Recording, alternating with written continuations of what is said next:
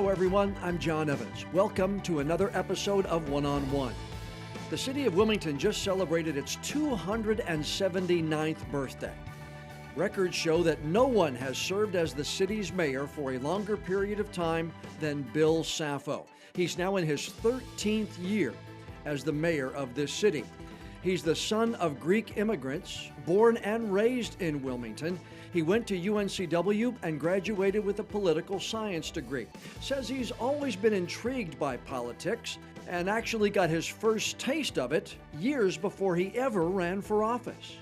My first foray into politics was the Nick Galifianakis Jesse Helms race in 1972. I was 12 years of age, and Nick Galifianakis was a friend of my father's and was running for the U.S. Senate. He was a congressman from Durham and got involved in that political race as a young kid, passing out flyers and what have you. But that was my first foray into politics, and kind of got hooked on it. I was always interested in politics, but I had no idea that I would ever be in local politics or be the mayor of the city and be the mayor of the city for as long as I've been the mayor of the city. What about walking the halls and going to class at UNC Wilmington?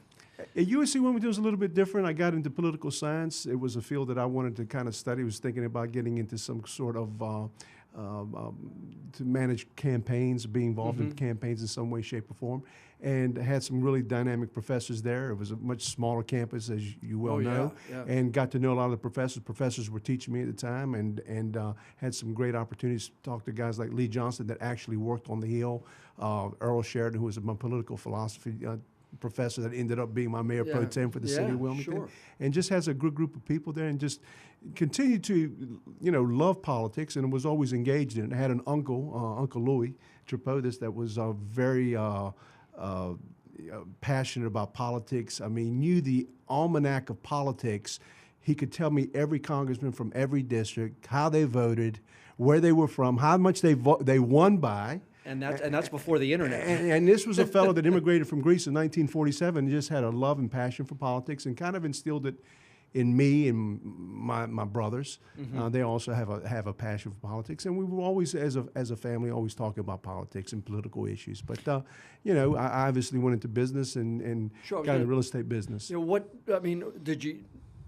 Did you derail it? Were you planning on it later in life? I know it was in 2003, but you didn't take that immediacy into politics. Was it because you went into the family business? I did, and obviously I wanted to make money and got out of school. And my father says, "Why don't you come work for me?" And the opportunity was there. Wilmington was growing, the region was growing, and had a pretty good career in real estate. Still do real estate, but the opportunity came up in 2003.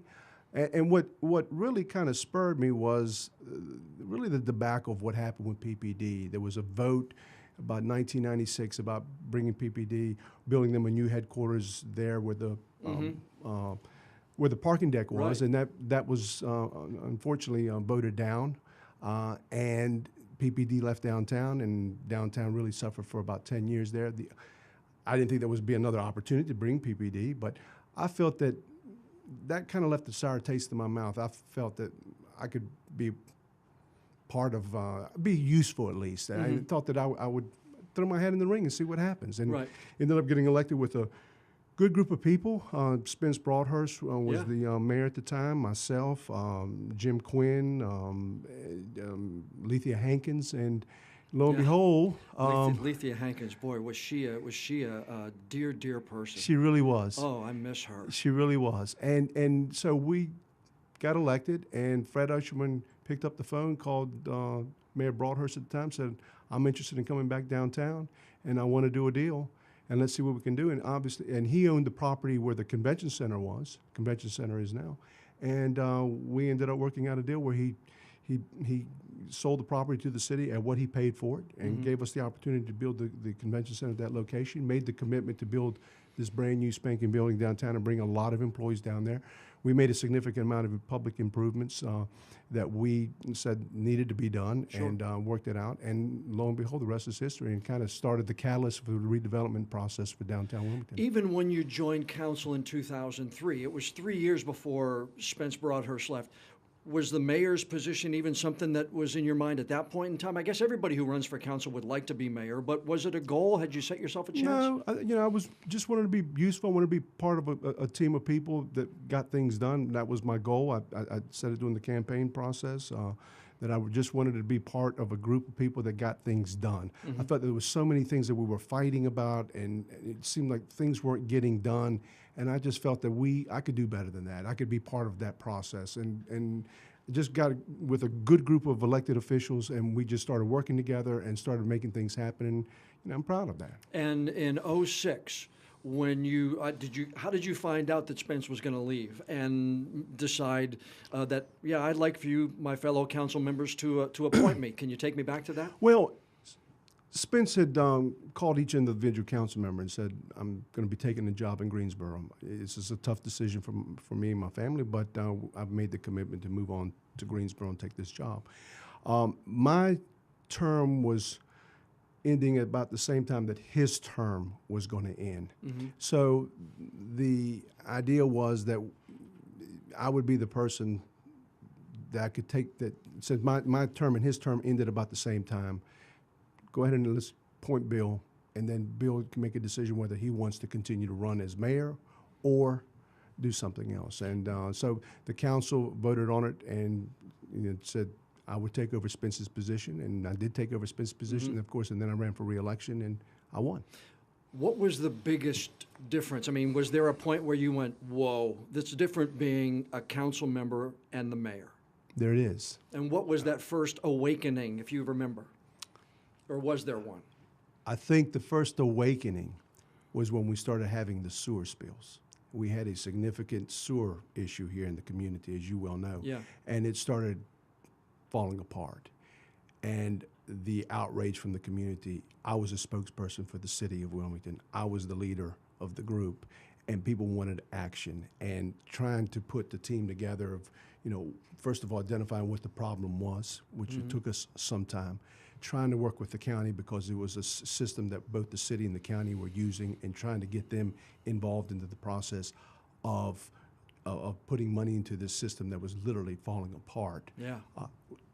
Communicating with the citizens, all of that coming on top of me was a pretty significant moment where I realized this is different, that I am the spokesperson. I'm the person that they want to speak to. I'm the person that is speaking on behalf of the city council and the city staff.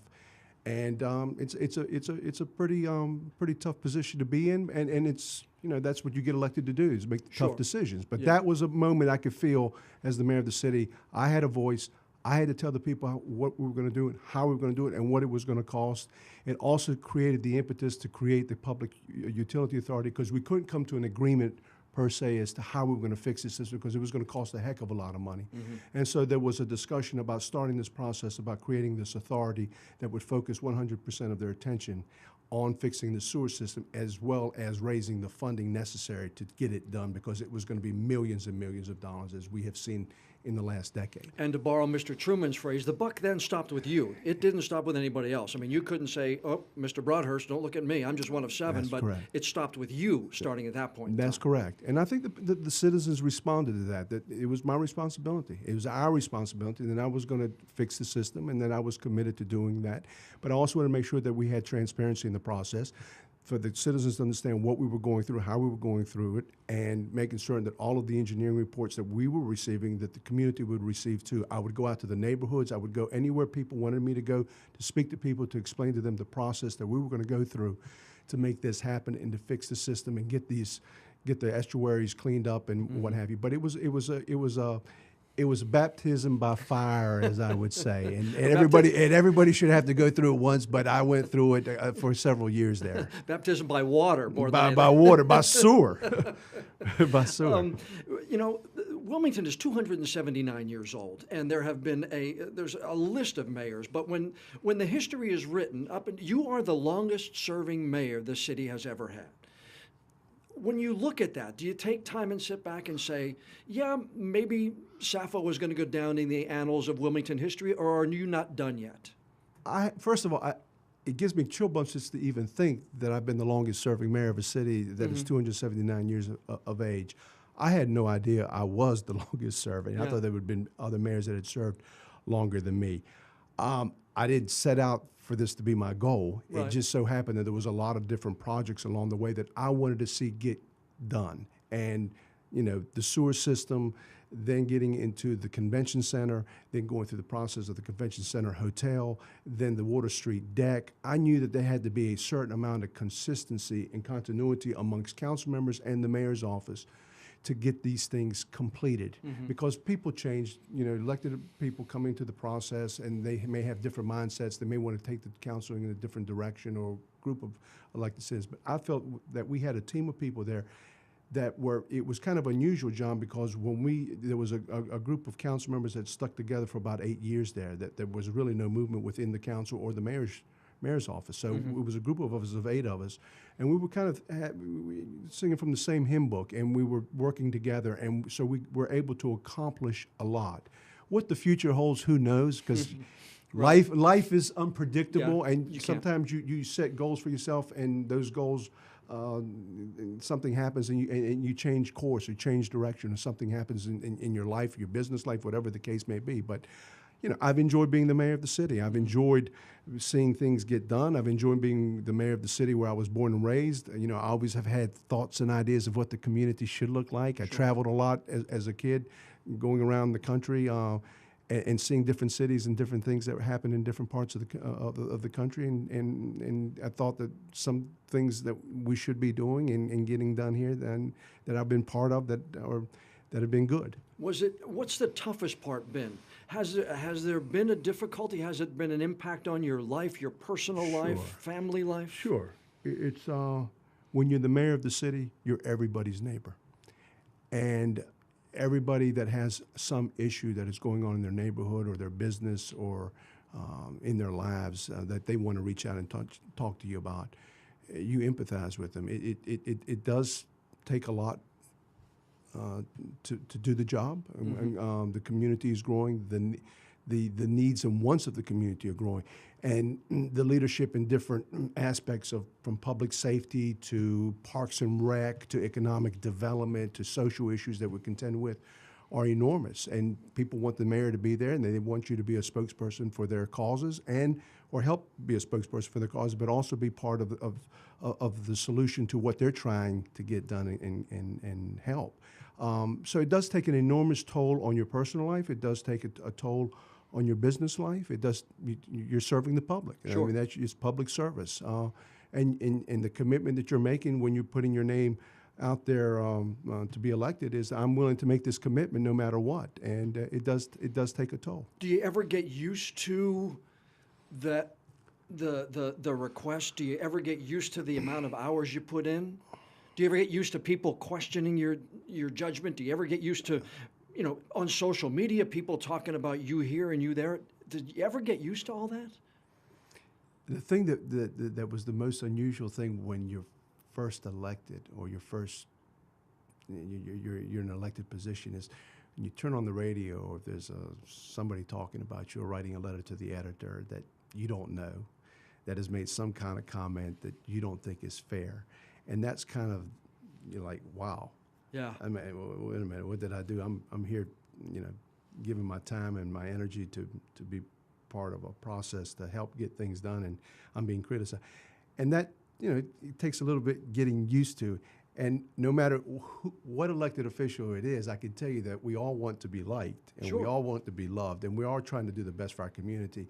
And sometimes people take that public criticism personally, and you just have to be able to separate the criticism from what you're trying to do, and understand that they have a point of view, and you try to listen to what that point of view is, and hopefully sometimes change your mind on some of the decisions that you're trying to make based on the points of view that you're hearing. Because I think the more that you talk to people and the more transparent the process is, the better decisions that you make as an elected official. And you're going to make some errors from time to time. You're going to make some decisions that you wish you can take back, and you would say, hey, maybe we shouldn't have gone in that particular direction at that point in time. And sometimes you're at the head of the curve, and sometimes you're behind the curve. But you're trying to figure out what direction the community is going, and you're trying to determine, are you there prematurely, a little bit ahead of time, or you're right there at the time that you need to be there.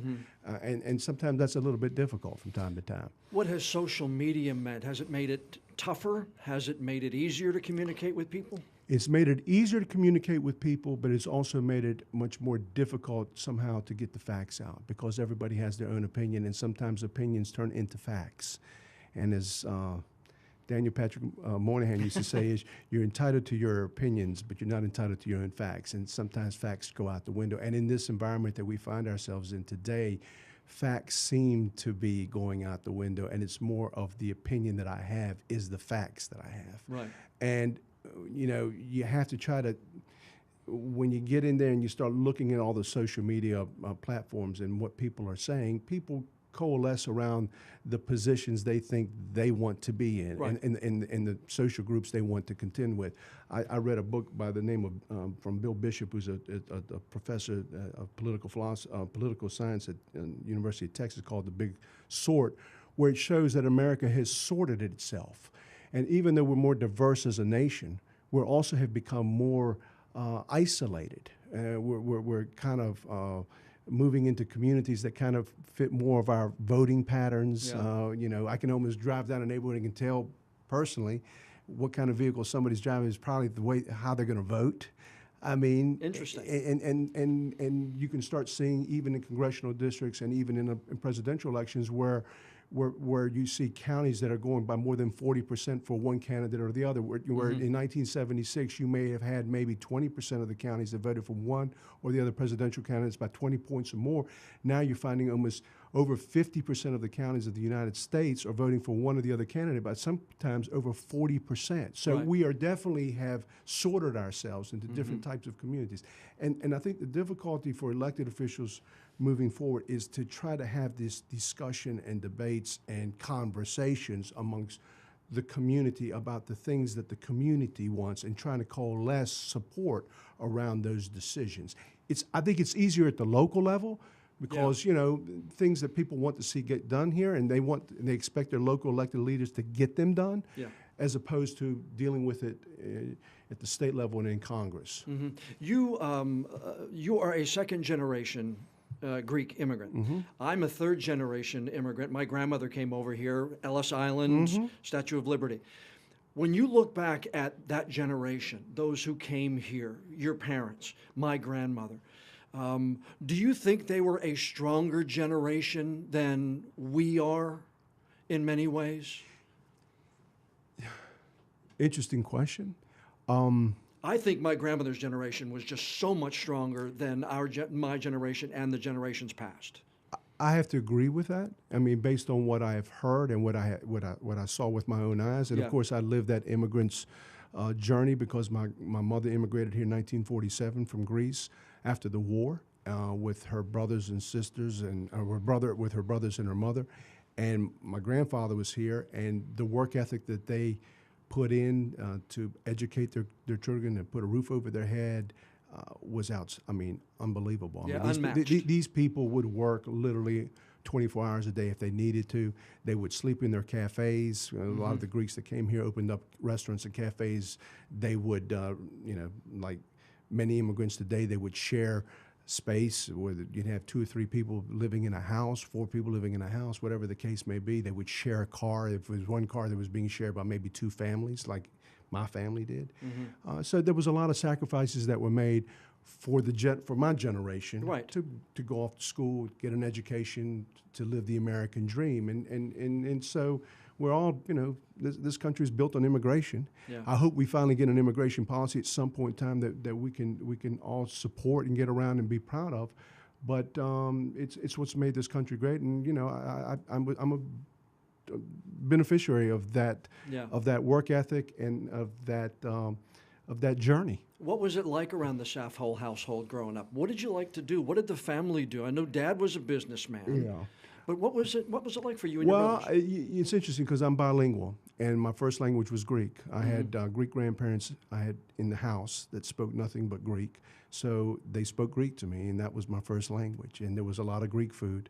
There was a lot of family time. There was a lot of discussion around the dinner table. There was a lot of aunts, uncles, cousins. I can remember growing up at Wrightsville Beach, North Carolina, in a 3-bedroom, 1-bath house with 9 people in the house. Wow. No air conditioning. This is Yeah. the 60s and early 70s. And cousins coming in from different parts of the country and staying with us, having maybe 14, 15 people in the house. It was just a different time. Yeah. But that closeness, that camaraderie, that love that was shared amongst us, those big dinners. I mean, it was an incredible experience, an incredible life. And I'll never forget it. Obviously, it's changing, and we're becoming part of the great American melting pot, and things do change over time. Generations change. My nieces and nephews are different than what we were growing up as a kid. They won't share things the way me and my brothers and sisters shared things. They won't sleep with their brother in a trundle bed. Yeah. But hey, one bedroom isn't enough for this yeah, no, everybody's got to have their own bedroom and their own car and their own this and their own that. Yeah. But it was a beautiful time too. Yeah. I mean, and I look back at it, and it was iconic in many ways. Yeah. And so you knew Greek, so you're bilingual. Yeah. See, I can remember in my grandmother's house growing up, that my grandmother and my father would talk Slovak in the house, because my grandmother came here from what used to be Czechoslovakia, and they would talk Slovak. And then if they thought one of us was listening, and if it was something they didn't want us to know, they would change in the middle of the sentence from English to Slovak, and we had no idea what was going on in the middle of the sentence. Yeah. So, you know, it was an amazing generation. Yeah. Your dad. What did you know about your father growing up? You knew he was in business, but how highly revered was your father in your eyes growing up? My father was my hero, and strong man, family man. Lost his father when he was 16 years of age. He had a mother that didn't speak any English. He had 2 younger siblings. He basically became the man of the house and worked in the family restaurant business that his uncle and his father used to own, and he took over that position. So worked for 36 years in a restaurant, and I always salute him and say, anybody can work in a restaurant for 36 years. God bless him. And he couldn't really wait to get out of that business, but he felt a commitment to his mother and to his brother and sister, and he wanted to be there to support the family and help support the family. Obviously, was a Korean vet, ended up going into the Army, and then came out, went back in the restaurant business, stayed there for a while, just says, I can't do this anymore. Ended up getting into the real estate business in Wilmington, North Carolina, in the 1960s, when Wilmington wasn't the place it was today, and says, I'm going to get in the real estate business. I've got 5 kids and a wife, and I'm going to take care of everybody. It's a pretty bold move, and was very successful at it, and has been very successful in a lot of the developments that have taken place over the years. And of course, he's still around, he still works, and he's still active. And but I love him very much. And you know, he was the patriarch of our family, always has been, and instilled some pretty good values in us. And what did you becoming mayor mean to him? I think it meant a lot to him, and I also think it was a lot to my mother, because my mother always tells the story. She loves to tell the story that here's an immigrant girl that immigrated to this country in 1947 from Greece, could not speak English, came over here when she was 11 years of age. The first thing that she can remember is checking into the Wilmington Hotel down on Front Street. Wow.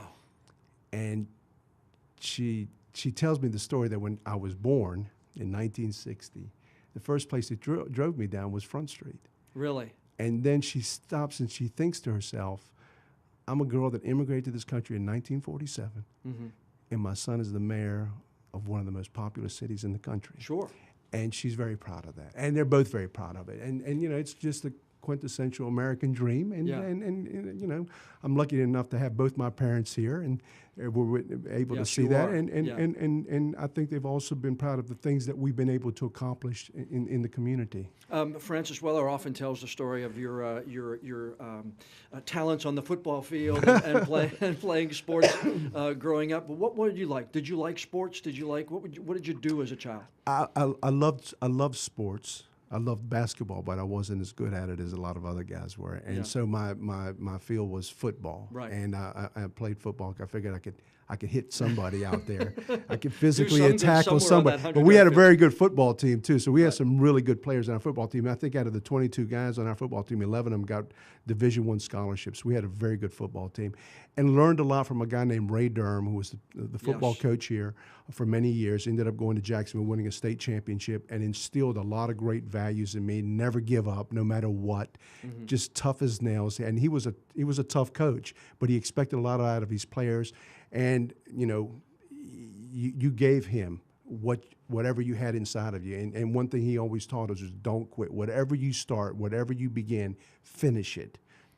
Don't quit on me. Right. And I think that was just something that I picked up from him that I always cherish, is never quit no matter what. If you're going for something, go for it and see it through, whether you win or lose.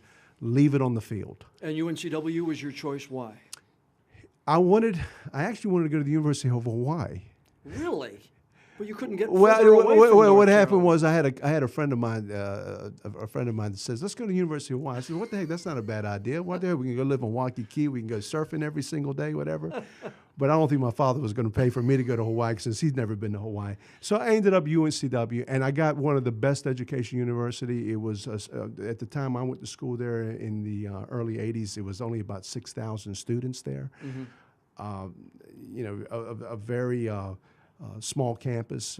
Everybody knew each other. The professors you got to speak to, the classes were small. I think I got one of the best educations there at University of North Carolina, Wilmington, and been a proud Seahawk since. Yeah, and Wilmington has kind of changed. Well, it has changed a lot, even in the 25 years I've been here. I got here, South College Road wasn't even 4-lane to Monkey Junction yet. That's right. So it had been a while. But as you have then seen this community grow from the time as your childhood, has it grown into the place you would have thought it might become when you were a kid? Or did you see Wilmington being a big, more metro area? I knew that it was going to grow because we were in the real estate business, and I could see the people that were coming down here and retiring here, especially in the 80s and 90s. I saw the definite transformation when 40 came. It kind of was night and day. It changed the whole city. Yeah. And it is continued to change the city. I think it was the biggest transformational change was Interstate 40 terminating here in Wilmington. I think it's grown bigger than what I thought. And understanding the projections and what the census numbers are telling us in the future, it's going to continue to grow. The region is going to grow. You're sandwiched, Myrtle Beach to the south, Wilmington, Jacksonville. It's going to be a pretty significant metropolitan area is what they're telling us. Growth is in our future for a long time to come. I mean, people have found us. We've got a great environment here, as you know, John, and people love it here for many, many reasons, but the quality of life is one of the main reasons. But it has grown bigger and faster than I anticipated, and I've been on part of that wave. Right. That in the decade that I've served in public office and seen the transformation of downtown back to a vibrant downtown area. The beaches have always been our catalyst here and have been the draw here, but now you've got this community that is drawing people here 12 months out of the year. You're seeing jobs being created. You're seeing every aspect of life and business and commerce growing here. You're seeing the university growing. You're seeing the hospital growing. You see the Ports Authority growing. The airport's growing. The region is just growing. It's going to be a dynamic area, and it's an exciting time. But I also will say, looking at the demographics as to how the community is growing, as the RTP is growing and Raleigh-Durham is growing in Chapel Hill, we also grow with it because that pipeline on 40 between there and us is shrinking. It's shrinking. Actually shrinking. It's yeah. shrinking, Yeah. and people that are living in the Triangle want to come here to vacation. They also are thinking about opening up their businesses here because they can be a pretty good sized fish in a smaller pond here than they can in Raleigh-Durham. And so you're starting to see that transformation take place of a lot of younger people that are moving to this area, that are opening up their businesses here, southeastern North Carolina, because of the quality of life. It's a little bit slower pace, and you still have that small town feel, even though we're growing as a community.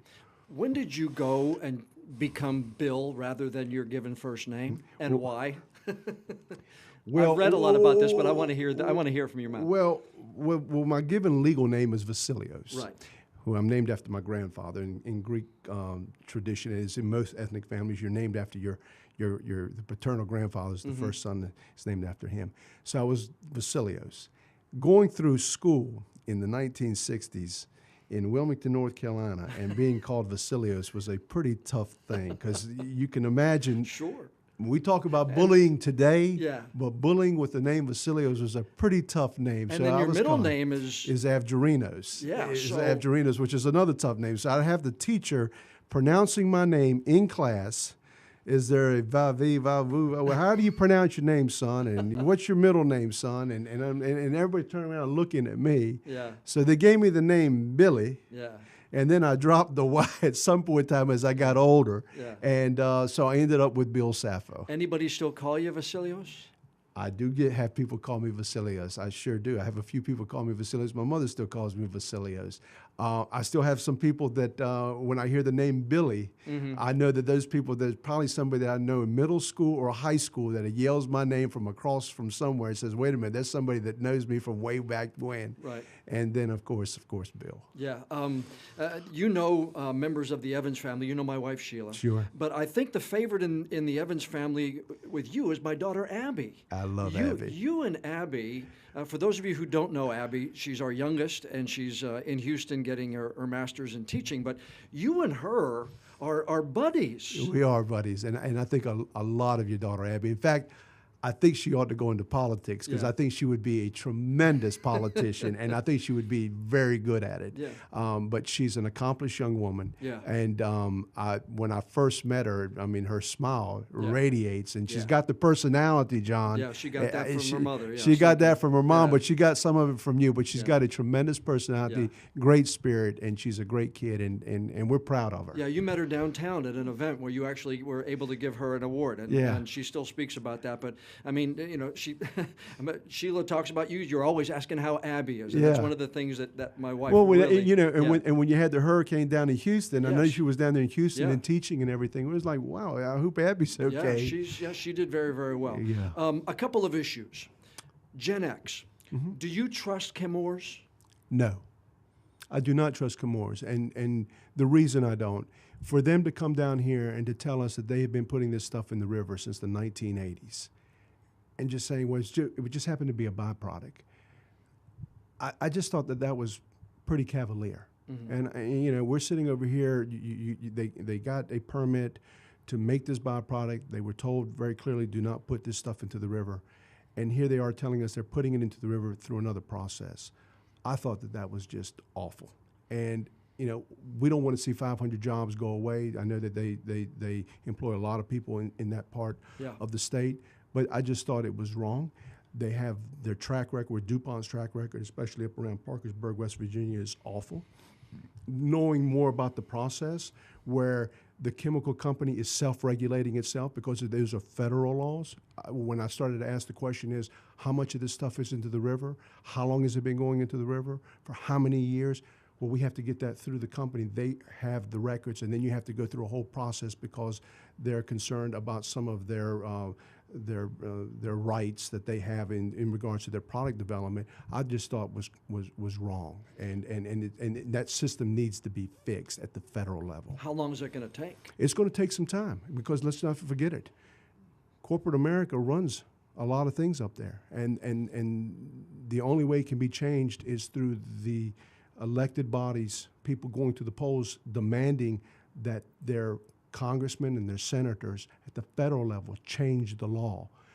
We should be regulating this thing. The state should be regulating. I mean, we do have our regulations through DEQ, but we need to make certain that we have the manpower and we know what these chemical companies are putting into our estuaries, into our waterways, into our drinking water supply. We don't know that. And then to have these kind of laws that tell you, well, if the compound is unregulated, we don't have to tell you anything about it. We can just discharge it anyway. And then when we figure out what it is, we'll tell you after we start doing the health studies, and then you find out whether this stuff can cause cancer. It's ludicrous. It's crazy. And the more I found out about it, the scared I got. Yeah. But at the end of the day, what I feel is going to end up happening is, because the process is going to take some time to get fixed the way we want it to get fixed, we as the taxpayers, through our rates structures, are going to probably have to pay for additional screening at our water intake plants on the Cape Fear River to ensure that we keep those compounds out, because we don't know how many compounds are in the river. Right. And we'll know more because EPA is doing more studies, state's doing more studies, UNCW is doing more studies, and we're going to find there's additional compounds that are in that river that we have no idea about, and people are going to start asking us, the elected officials, what are you going to do about it? Right.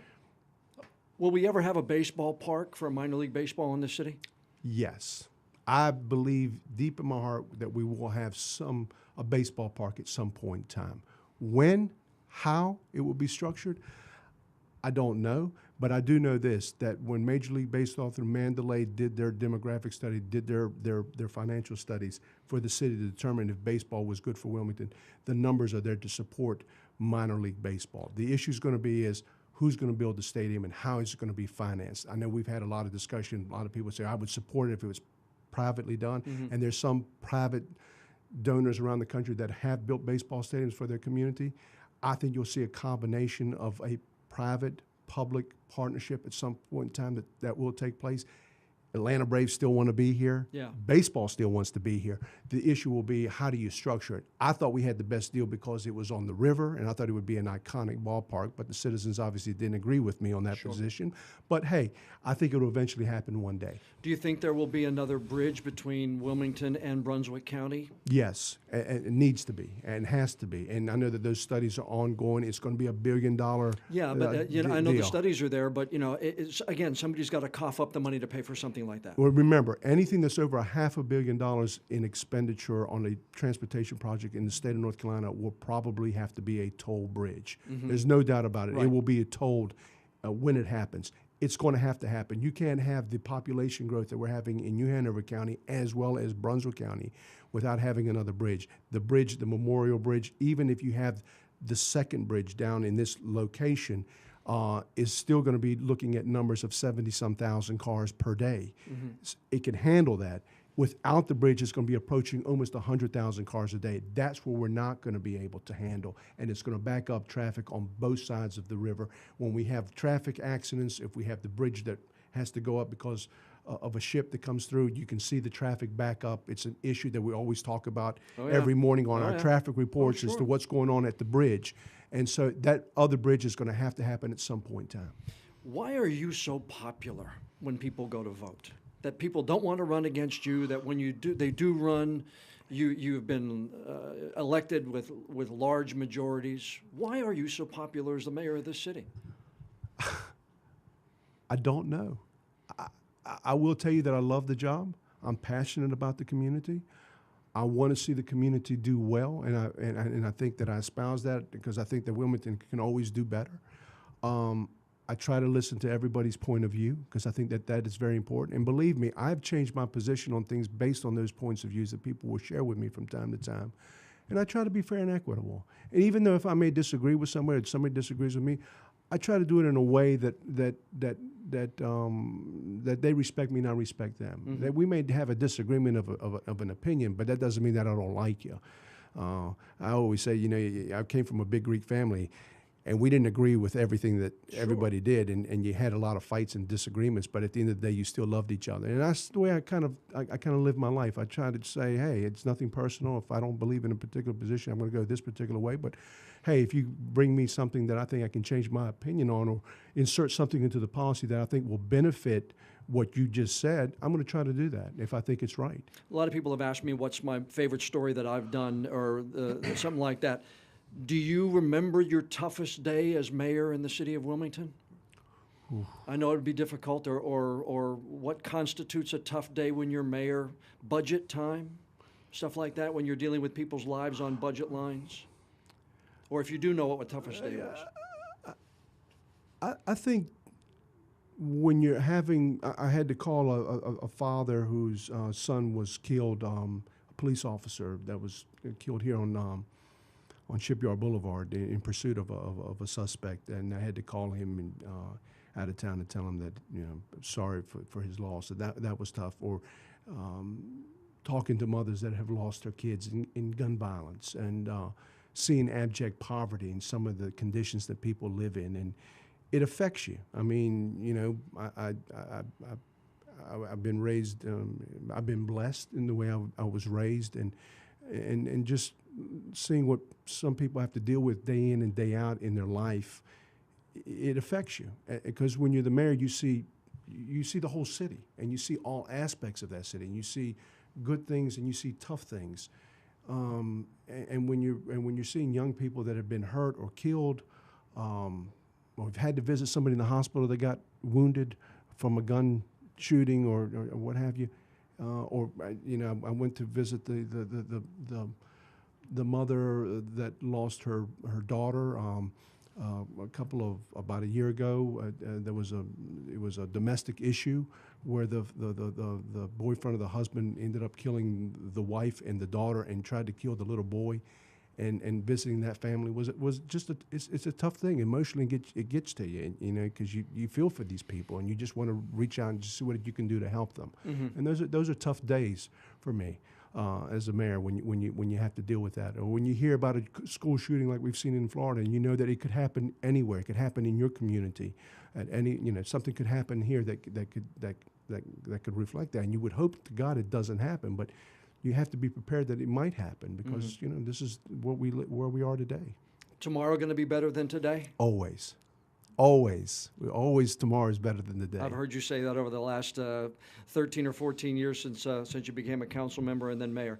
I know you're very, very busy. I appreciate you carving out some time for us today. And a lot of people know Bill Saffo, mayor, but may not know a little bit of the story behind it. So I just wanted to kind of peek behind that curtain a little bit. And you don't open it very often, but I wanted to peek behind the curtain a little bit and learn a little bit more about Bill Saffo, the man. Thank you, John. Thanks to Mayor Bill Saffo for coming in for this week's podcast interview. You can learn more about the mayor and other members of City Council by going to the City of Wilmington's website, that is wilmingtonnc.gov. Next week, we talk to another UNCW graduate, Brandon Bean. When he graduated, he turned down a full-time reporting job to chase his dream of someday working in the NFL. And he succeeded. Tonight, he's the general manager of the Buffalo Bills. I had finished my original internship with the Panthers, and was interviewing with the Sports Business Journal, and I got the job, and they offered it to me. It was $30,000 a year, this and that, and it was basically going to be following NBA stuff in journalism. Sure. And I was planning on taking it, but I still had a line in the water with the Panthers. And so I was trying to hold them off until I got an answer with the Panthers, and I finally got it that, hey, we will keep you on as a season intern. And yeah, it was, I believe minimum wage was right around $5 an hour at the time. That's Brandon Bean, next week right here on the podcast. If you know someone who you think would be a good interview for an upcoming episode, please let me know about it. Send me an email, jevans@wect.com. And if you leave me a rating or a review and send me a screenshot of it by email, you could be the lucky listener we pick at random, and you'll get that WECT travel mug. I'm John Evans. Thanks for joining us for this week's episode of One on One.